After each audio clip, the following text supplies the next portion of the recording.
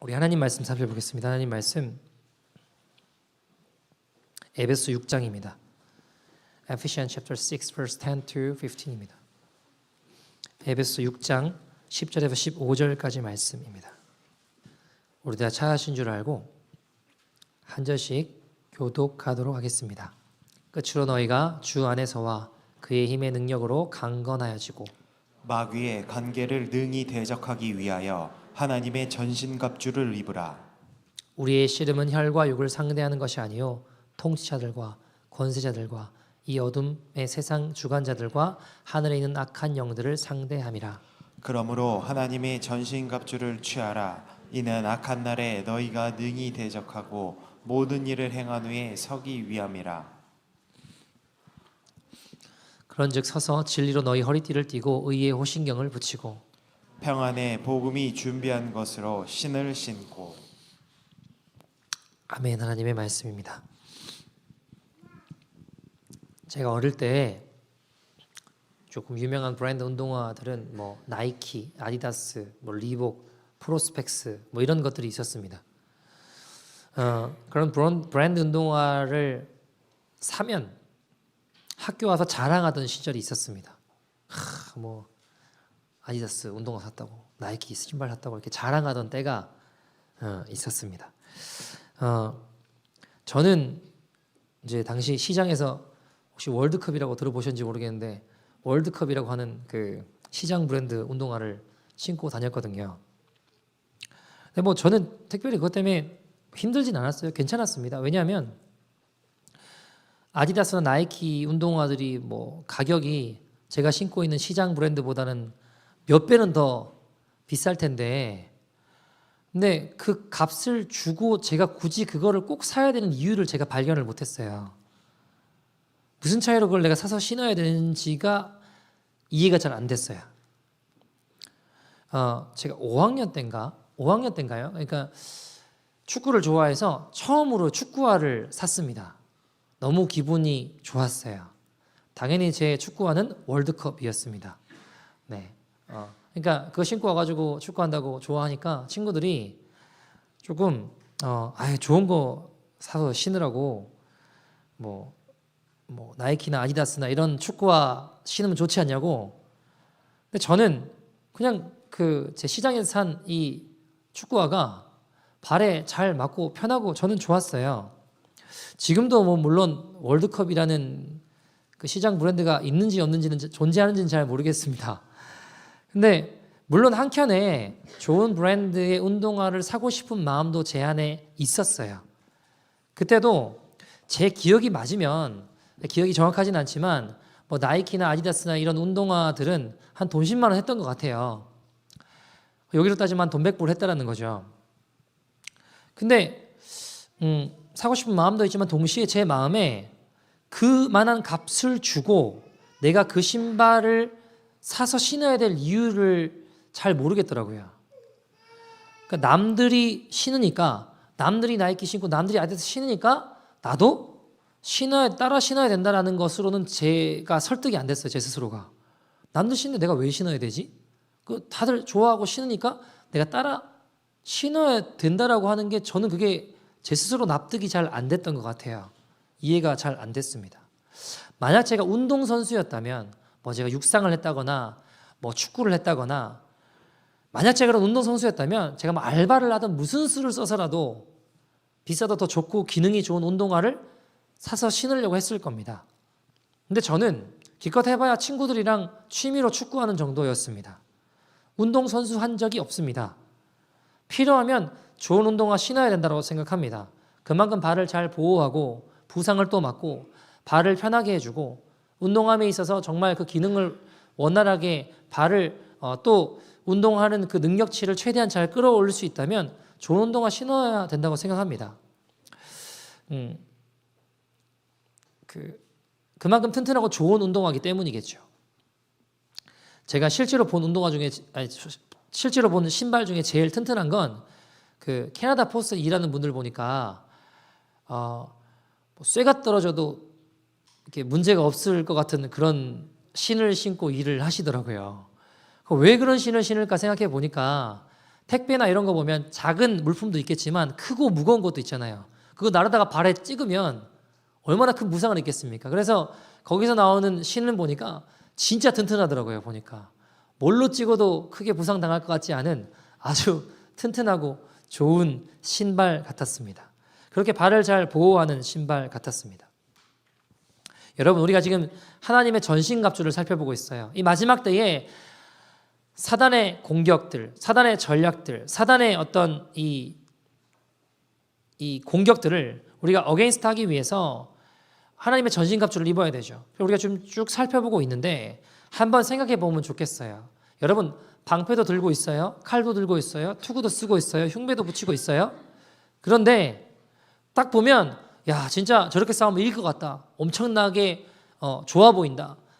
엄청나게 멋있어요. 잘 싸울 것 같아요. 그런데 만약에 신발을 안 신었어요. 맨발이에요.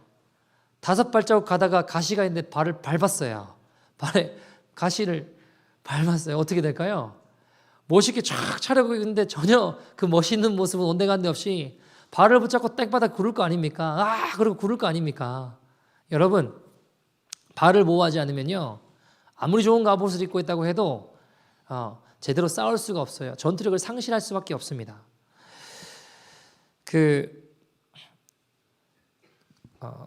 발목 지뢰라는 게 있어요. 뭐냐면 이 지뢰를 밟으면 죽이는 게 아니고 발목만 날려버립니다. 그러면 죽이는 게 편하지 왜 발목만 날릴까 생각해보면, 여러분, 전쟁 때 한 사람이 발목이 날아가잖아요. 그 발목 지뢰를 밟아서 발목이 날아가잖아요. 그러면 그 사람이 죽었어요, 살아있어요? 살아있잖아요, 그죠? 그럼 살아있는 사람을 부축하는 사람들이 옆에 또 필요해요. 두 사람이 옆에 붙어요. 그럼 한 사람이 발목이 날아갔는데, 그러니까 결론은 세 사람이 전쟁 때 제대로 힘을 못 쓰게 되는 거예요. 발목 지뢰로 몇 사람만 날려도 그 부대는 기동력과 전투력을 상실하게 됩니다. 그러니까 여러분, 신발은 쉽게 말해서 기동력을 의미합니다. 실제로 기동력으로 세계를 제패했던 사람이 누구예요? 징기스칸입니다. 여러분, 징기스칸의 군대의 기동력이 어마어마했어요. 징기스칸은 실제로 군대의 기동력이 군대의 생명이다라고 여겼습니다. 당시 유럽 군인들은 군장이나 이 무장하는 게 한 60, 70kg 됐거든요. 근데 징기스칸은 그거를 개인 군장의 무게를 10분의 1로 줄였습니다. 그리고 전투를 하고 말을 타고 달려가고 했었죠.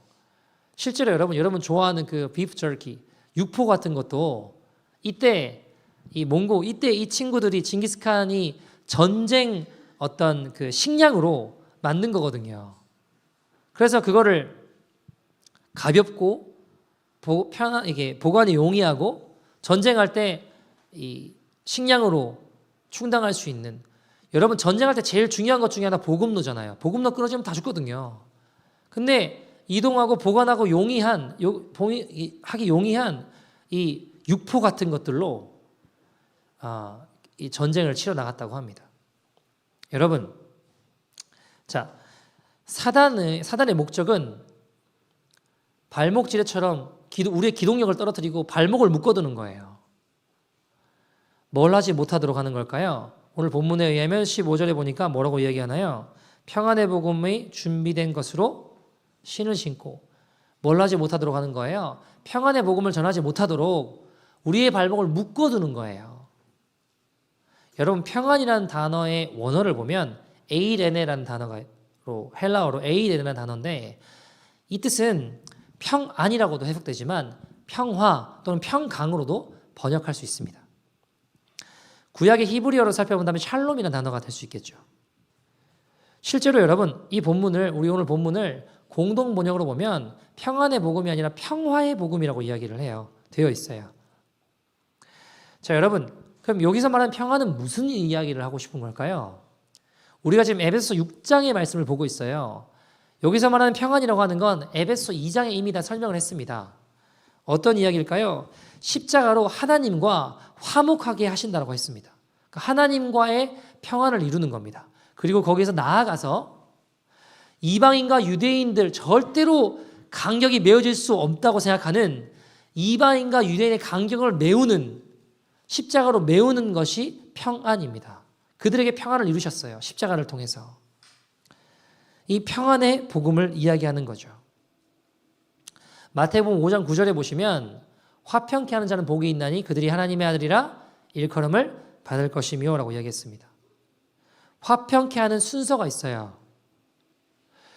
고린도후서 5장 18절 19절 말씀 보시면 같이 읽어볼까요? 같이 읽겠습니다. 시작. 모든 것이 하나님께로 났으며 그가 그리스도로 말미암아 우리를 자기와 화목하게 하시고 또 우리에게 화목하게 하는 직분을 주셨으니 곧 하나님께서 그리스도 안에 계시사 세상을 자기와 화목하게 하시며 그들의 죄를 그들에게 돌리지 아니하시고 화목하게 하는 말씀을 우리에게 부탁하셨느니라. 아멘. 자, 18절 말씀 보면 화목케 하는 순서가 먼저는 우리를 자기와 그러니까 하나님과 화목하게 하는 게 먼저고요. 그다음 19절 말씀 보시면 세상을 자기와 화목하게 하신다고 하셨어요. 세상과 화목하게 하시는 거예요. 그러니까 여러분 왜 먼저 하나님과 화목하게 하나님과의 관계 속에 화목을 먼저 이루게 하셨을까요? 하나님과의 관계 속에서 진정한 평화가 이루어지기 때문입니다. 이게 깨지면요 진정한 평안이 없어요. 그래서 우리 안에 주님 주시는 평안을 먼저 확인해야 됩니다. 우리가 지금 무슨 신을 신고 있나? 평안의 신을 신고 있나? 아니면 겨울인데 스케이트 신고 있는 건 아닌가? 스케이트 칼날이 날카롭잖아요, 여러분. 그 날카로운 칼날로 그 신으로 다른 사람들의 마음을 상하게 하고 깨트리고 불편하게 하고 찌르고 베이게 하고 있지는 않으십니까? 나랑 같이 있으면 불편해하고 감정이 상해하고 있다면 그럼 내가 지금 무슨 신을 신고 있는 거예요? 평화의 복음의 신이 아니라 스케이트 신고 있는 거예요. 내 마음을 상하게 해? 그럼 나는 스케이트 칼날을 2개로 갈아가지고 2개를 신을 거야. 둘 중에 하나 죽을 때까지 그러고 싸우고 계시진 않냐라는 것이죠. 누군가 나랑 있는데 마음이 계속 상해요. 다쳐요. 그럼 내가 어떤 신을 신고 있는지를 확인해 봐야 됩니다. 제 아내가 이번에 한국 갔다 왔는데 장모님이랑 있으면서 이상하게 자꾸 부딪히더래요. 별거 아닌 일로, 대단한 일이 아니라 아주 사소한 일들로 자꾸 장모님하고 부딪히더래요. 그러니까 자기도 모르게 자꾸 화가 나는데 같이 화내버리면 내가 지금 무슨 신을 신고 있는 거예요? 스케이트 신고 있는 거예요. 평안의 신이 아니라 스케이트 신고 있는 거죠. 여러분, 주님 우리에게 명하신 것은 보라가 있는 곳에도 평안을 남겨주는 평화의 신을 신으라고 말씀하십니다. 여러분, 진정한 평안은 뭘까요? 진정한 평안은 여러분 당시 로마가 무력으로 힘으로 지배하고 다스렸습니다. 무력과 힘과 권력이 안겨주는 평화가 있어요. 그건 진정한 평화가 아닙니다. 근데 사람들은 그것을 쫓아갑니다. 여러분, 사람이요 돈 없이 살 수는 없어요. 그러나 돈이 행복하게 해주는 것은 아닙니다. 오히려 가난해도 행복한 길이 있습니다. 진정한 평안은 십자가가 주는 평안입니다. 예수님 친히 뭐라고 하셨나요? 요한복음 14장 27절 같이 읽어볼까요? 시작. 너 평안을 너희에게 끼치노니 곧 나의 평안을 너희에게 주노라. 내가 너희에게 주는 것은 세상이 주는 것과 같지 아니하리라. 너희는 마음에 근심하지도 말고 두려워하지도 말라. 아멘, 아멘. 자, 예수님 주시는 평안은 세상이 주는 흔한 거라고 이야기하시죠? 뭐라고 이야기하세요? 세상이 줄 수 없는, 세상이 도저히 가질 수 없는, 비교할 수 없는 평안은 바로 주님 주시는 평안입니다. 그 평안을 받으면 마음의 근심도 두려워할 필요도 없다라고 성경은 이야기하고 있습니다. 그 평안 안에 거할 때 우리는 근심하지도 두려워하지도 않는 것입니다. 여러분, 우리의 발에 무엇을 신느냐는 사실 우리에게 이 발이요 상징하는 게 우리의 주도권을 상징합니다. 하나님께서 모세에게 나타나셔서 출애굽기 3장 5절에 뭐라고 하시나요? 내 발에 신을 벗으라 라고 얘기하시죠. 같이 읽어볼까요? 시작. 하나님이 이르시되 이리로 가까이 오지 말라. 내가 선 곳은 거룩한 땅이니 내 발에서 신을 벗으라. 여기서 발은 주도권을 상징합니다. 무슨 말일까요? 내가 원하는 대로 가겠다라는 거예요. 내 생각, 내 자아, 내 의지, 내 욕심, 그걸 의미하는 것이죠. 그래서 이 말씀은 우리의 주도권을 내려놓으라는 거예요. 내 발에 신을 벗으라고 하는 건 내 주도권을 내려놓고 내 신을 벗고 주님 신겨주시는 신을 신으라는 겁니다. 여러분, 우리가 여호와 유월절인가 찬양 보면 그런 가사가 있잖아요. 세상의 신을 벗고서 주 보좌 앞에 엎드리니, 세상의 신을 벗고서 주님 보좌 앞에 엎드려 십자가가 주는 평안을 누리라는 것입니다. 여러분, 우리가 이 평안의 신을 신고 이 신을 신지 않은 이들에게 다가갔으면 좋겠어요. 이 신이 없는 이들에게 다가갔으면 좋겠습니다. 다가가서 죽어가는 사람들에게 가서 우리 주님이 함께 하신다. 우리 아버지 하나님이 계신다. 예수님을 소개하고 예수님 주시는 평안을 맛볼 수 있도록 나아가는 것입니다. 여러분, 복음은요, 때를 얻든지 못 얻든지 주의 말씀 전하러 가셨어요. 여러분, 보세요. 우리가 복음을 전한다, 전도한다 라고 하는 건 분명히 다른 영혼들을 살릴 수 있는 것이지만 사실 더 나아가면 우리 자신을 영적으로 무장시키는 거예요. 여러분, 전도하고 복음 전하다 보면 하나님 주신 은혜와 능력을 맛볼 때가 있어요, 없어요? 있어요. 그 은혜를 맛보면 더 복음을 전하고 싶다고요. 내게 일어난 복음의 능력을 경험하고 나면, 내 안에 주신 하나님의 기쁨을 맛보고 나면, 내 안에 주시는 세상이 줄 수 없는 평안을 맛보고 나면 그 은혜를, 그 평안을 전하고 싶어진다고요. 여러분, 하나님 주시는 기쁨이 있습니다. 십자가 교회도 보면 아프리카 선교한다고 우리의 재정을 그곳으로 흘려보내잖아요. 한 번 넣으면 여러분 힘껏 놓습니다. 어제도 그저께도 연락이 이렇게 선교사님 연락을 받았는데, 이번 우기 때 10월 중순부터 한 달 정도 되는데, 이번 우기 때 한 달 반 정도 되는데 비가 너무 안 왔대요. 그래서 참 많이 사람들이 힘들어 한다고 하더라고요. 물이 없으면 또 힘들고, 그럼 곡물을 수확하는 것도 더 힘들어지잖아요. 곡물 가격도 코로나 때 엄청 올랐거든요.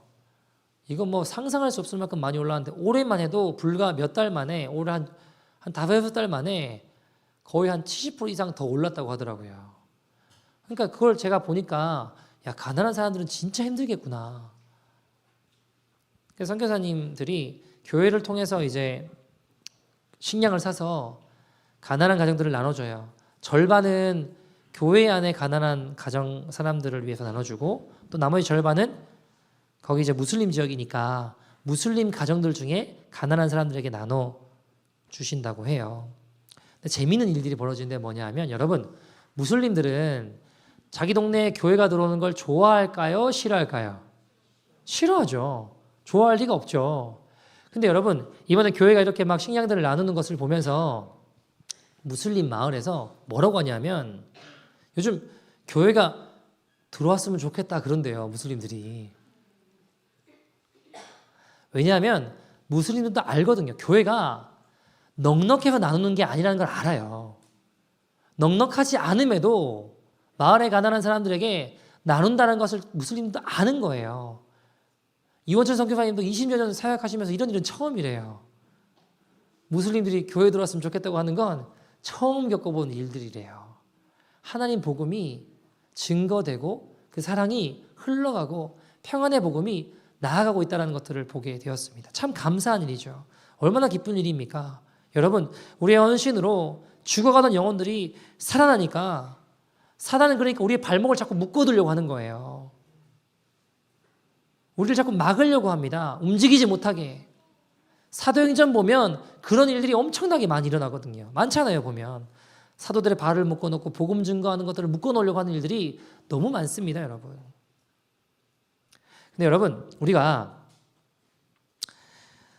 복음 전한다, 전도한다, 선교한다 뭐 등등 우리가 복음을 전한다라고 생각을 할 때 사실 우리 마음에 꺼려지는 부분이 있어요. 뭔가요?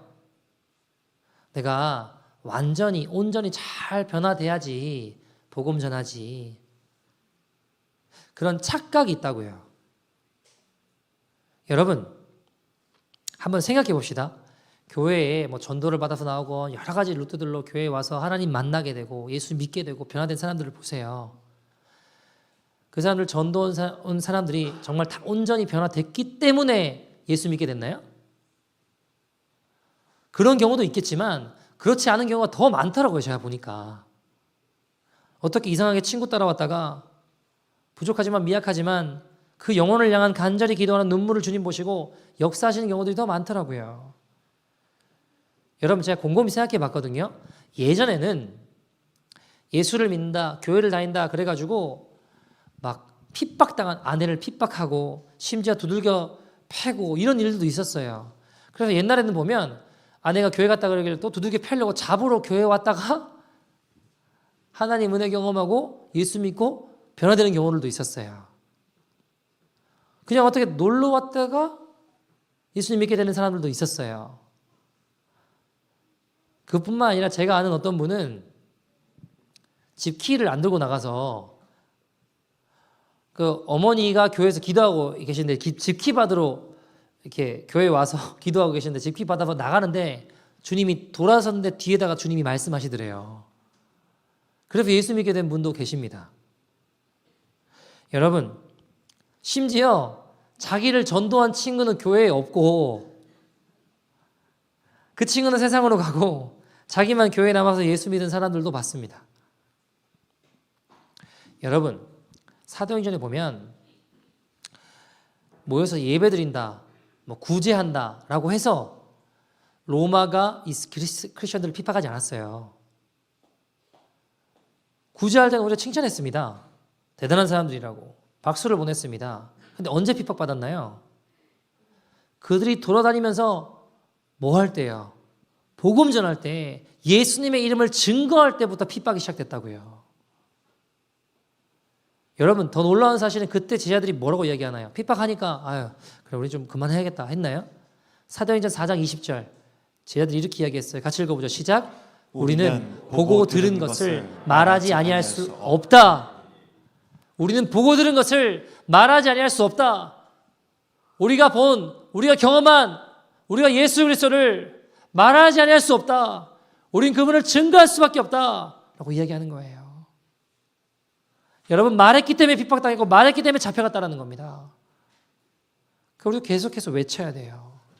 여러분 저는요 요즘 이 시대에 교회들이 썩었고 뭐 개혁돼야 되고 여러 가지 이야기들이 많아요. 저는 뭐 틀렸다고 생각하지 않습니다. 동의합니다. 교회가 개혁돼야죠. 잘못된 게 있으면 도려내야죠. 어그러진 부분이 있으면 잡아가야죠. 회개해야 된다. 회개해야죠. 개혁해야 된다. 좋다 이거예요. 근데 여러분 그거 하기 때문에 지금은 교회를 갱신하고 개혁해야 될지 전도할 때가 아니다. 전 이 말엔 동의하지 않아요. 전도하면서 하면 되죠. 복음 전하면서 하면 되죠. 복음 전하면서 도려내고 개혁하고 복음 전하면서 회개하고 복음 전하면서 하나님 기뻐하시는 것들을 변화시켜 나가면 되죠. 복음 전하는 건 스탑 시키고 이거 해야 될 테니까 다른 거 하자. 저 그 말에 동의하지 않아요. 오히려 사단의 전략인 것 같습니다. 여러분 복음 전하지 않으면 교회는 힘을 잃어요. 여러분 전도하면서 복음 전하면서 개혁해야 되고 복음 전하면서 회개해야 됩니다. 그때 교회가 건강해져요. 그렇지 않으면 교회는 굳어질 수밖에 없습니다. 여러분 흐르는 물은 썩지 않습니다. 근데 물이 고여 있으면요 썩어요. 복음은 예수 그리스도의 사랑과 생명은 증거되어져야 돼요. 흘러가야 되는 겁니다. 여러분 기쁨이라고 하는 것도 나눌 때 배가 되잖아요. 그죠? 여러분 공부한다고 하는 것도 써먹으려고 공부하는 거예요. 결국에는 쓰려고 공부하는 거지 공부하고 그칠 거면 왜 하겠냐? 왜 하겠어요? 복음도 마찬가지입니다. 복음도요. 내 안에 이루어진 복음이 내 안에 있을 때는 그 복음이 한 7, 80%밖에 되지 않아요. 근데 그걸 나가서 증거하고 그 사랑을 나눌 때 그 복음이 완성되는 거예요. 여러분, 우리가 복음 전하다 보면 이상하게 마음이 뜨거워지고 하나님 은혜를 경험할 때가 있어요.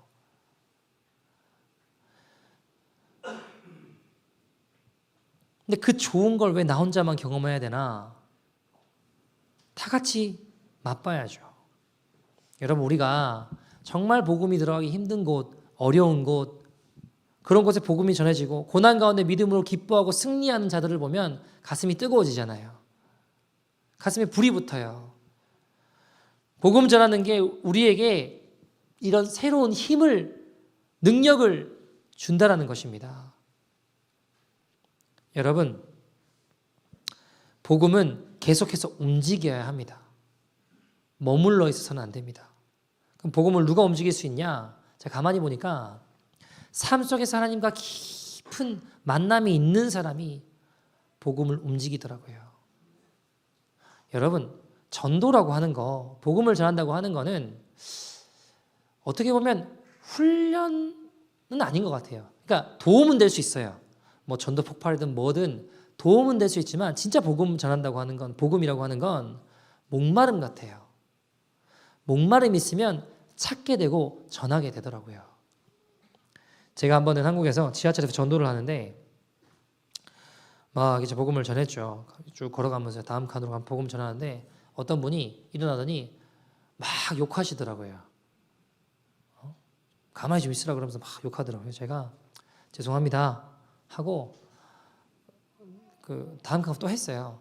가서 복음 전했죠. 어떤 분이 막 더 성질내는 분도 있고 화내는 분도 있고 막 그러시더라고요.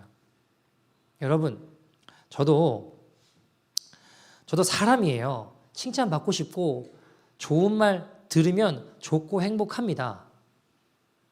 근데 제가 막 욕먹고 손가락질 당하는데 왜 복음 전할까요?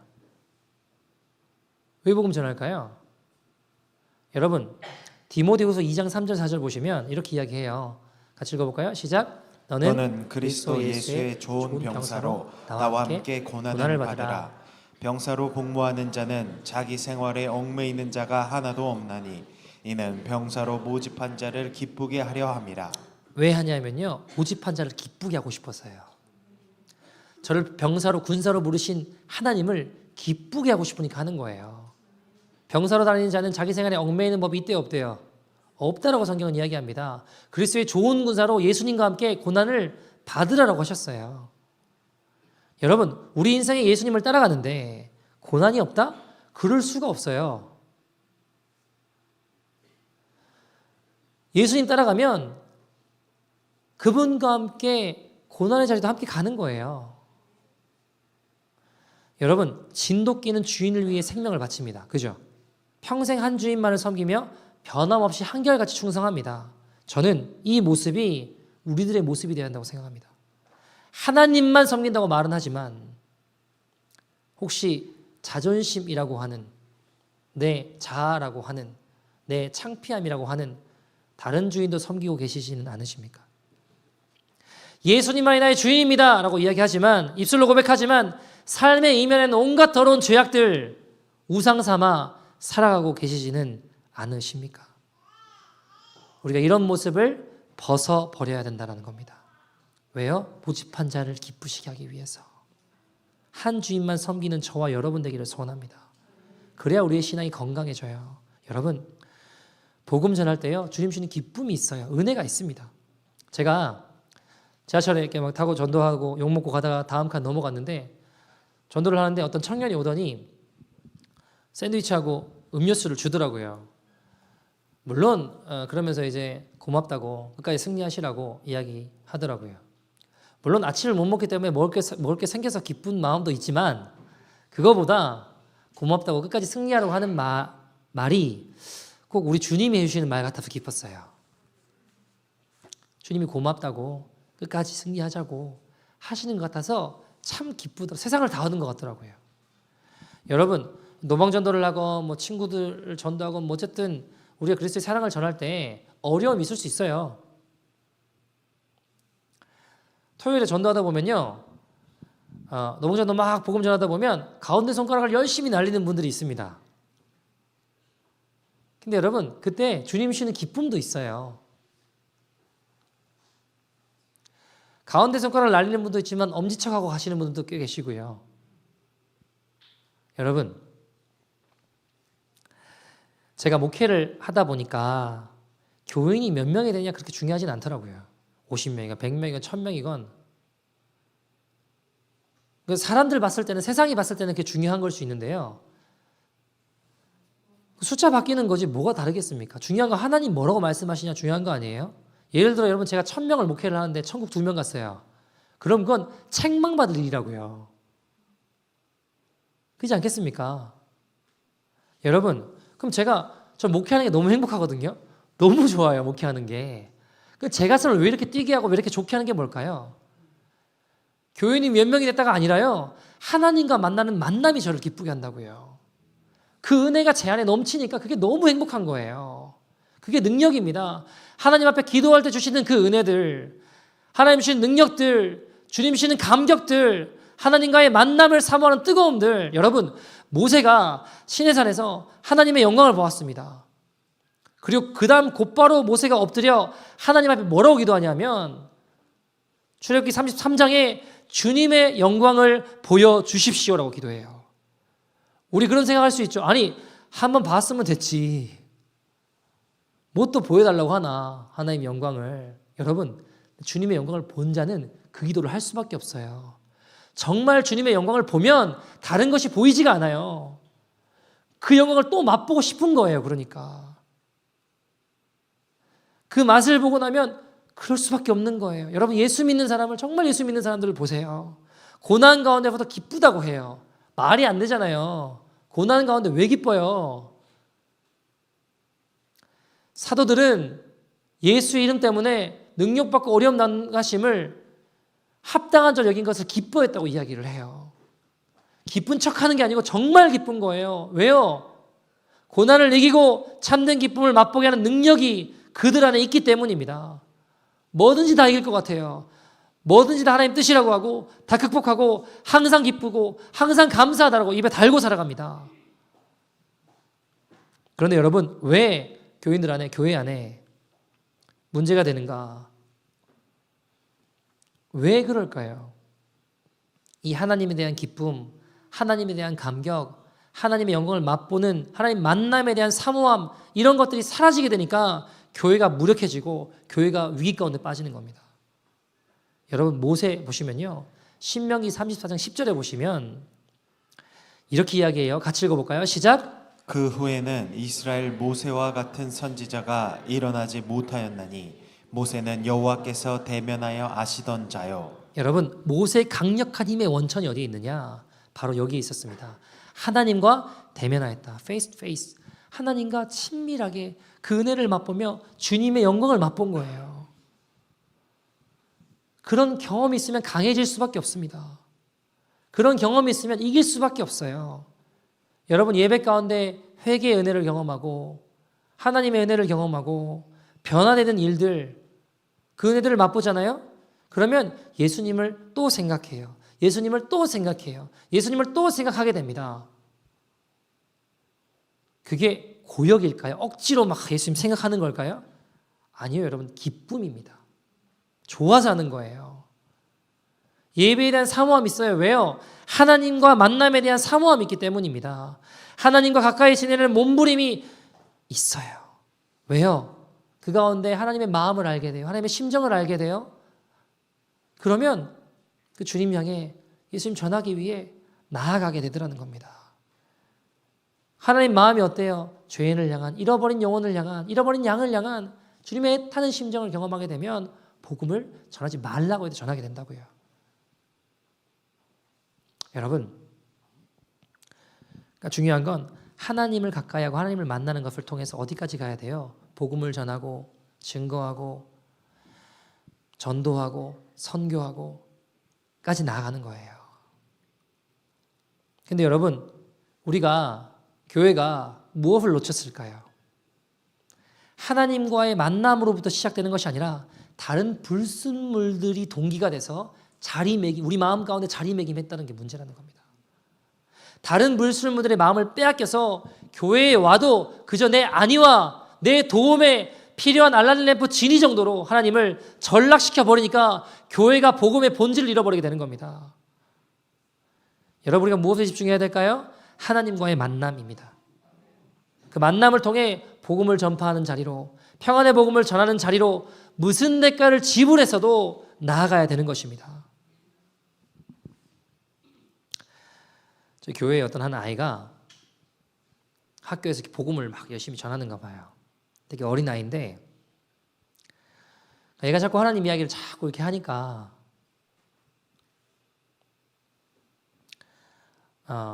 친구들 가운데 그래, 그럼 나도 하나님 믿고 싶어. 어떻게 해야 돼? 이렇게 물어보는 애도 있고요.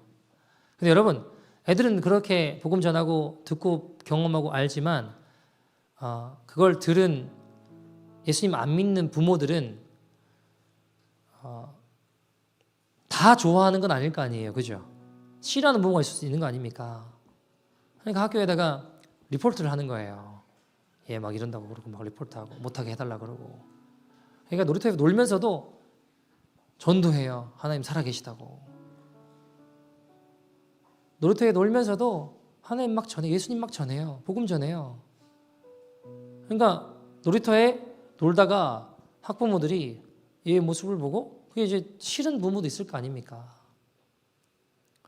그러니까 막 다른 부모들 부축해서 다 리포트하자고 뭐 이러는 부모들도 있고.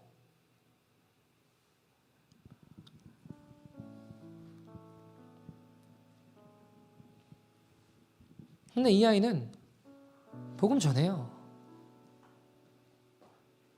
여러분, 이 아이는요, 예배 때 여기서 예수님을 보기도 해요. 왜 그럴까요? 예수님 전하기 위해 대가를 지불하니까. 여러분, 이 아이에게 예수님 전하는 게 힘들까요? 그 아이에게는 기쁨입니다. 이 땅을 살아가는 이유입니다. 여러분, 부모가 머뭇거리지 아이들은 머뭇거리지 않아요. 자기는요, 이미 자기 친구를 전도할 계획을 다 짜고 있어요. 이미.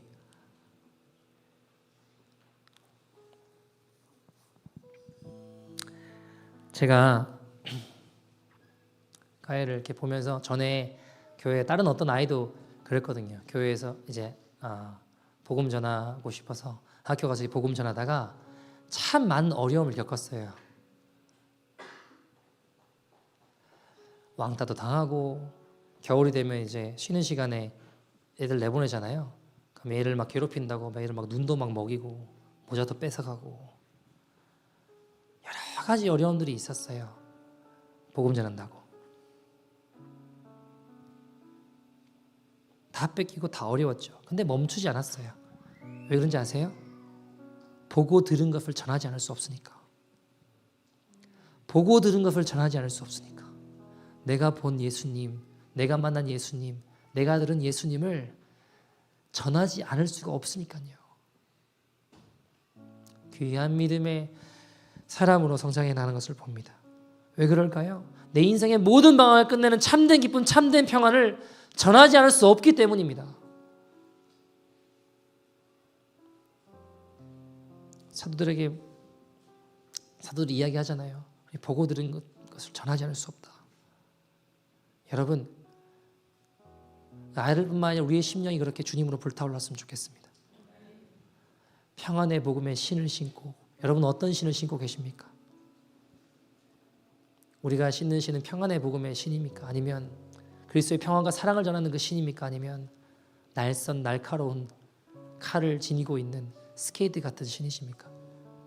나랑 가까이 있으면 사람들이 힘들어하고 어려워하고 피하고 싶고 도망가고 싶고 상처 입고 찢기는 신을 신고 계십니까? 아니면 그리스도의 사랑이 흘러가고 그리스도의 평안이 흘러가고 예수의 생명이 흘러가는 신을 신고 계십니까?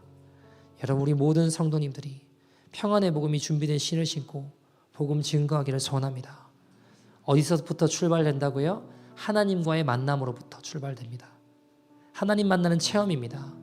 하나님의 마음을 알고 하나님의 심정을 이해하는 체험, 거기서부터 시작돼서 우리의 깊숙한 심령 뿌리로부터 시작되는 하나님의 은혜를 가지고 일어서는 능력의 역사가 일어나기를 소원합니다. 같이 한번 찬양하고 기도했으면 좋겠는데요. 찬양 잘 아실지 모르겠는데 우리 함께 찬양하고 기도했으면 좋겠습니다. 보내소서란 찬양인데요. 주님 나를 택하사 잃어버린 자에게 아버지의 사랑을 나누게 하시네. 함께 찬양합시다. 주님 나를 택하사 잃어버린 자에게 아버지의 사랑을 나누게 하시. 어둠을 밝히며 차가운 마음 녹이는 진리의 빛 전하게 하소서. 다시 한번 찬양합시다. 주님 나를 택하사 잃어버린 자 아버지의 사랑을 나누게 하시. 어둠을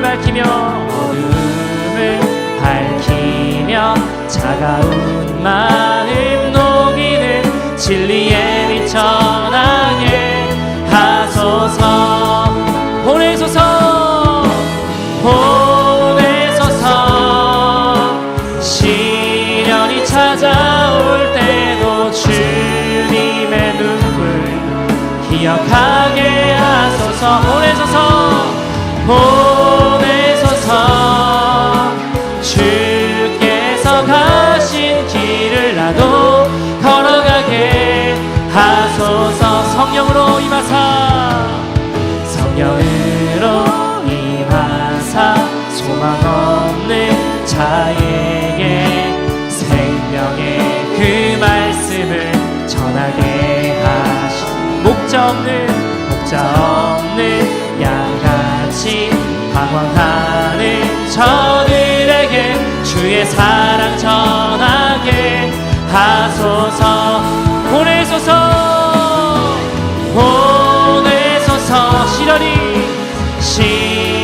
찾아올 때도 주님의 눈물 기억하게 하소서. 보내소서 주께서 가신 길을 나도 걸어가게 하소서. 보내소서 시련이 찾아올 때도 시련이 찾아올 때도 주님의 눈물 기억하게 하소서.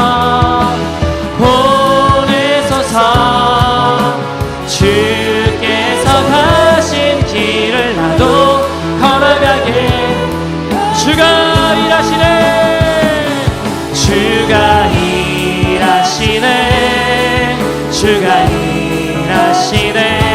주께 아끼지 않는 자에게 주가 일하시네.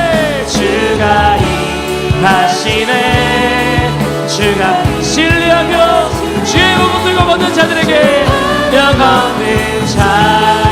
주가 일하시네.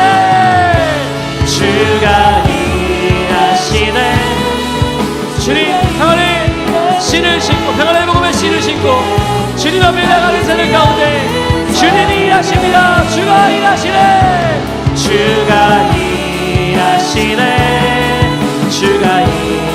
신뢰하며 걷는 자에게 우리 마지막으로 전심을 다해 주님의 예심을 사모하며 주가 일하시네.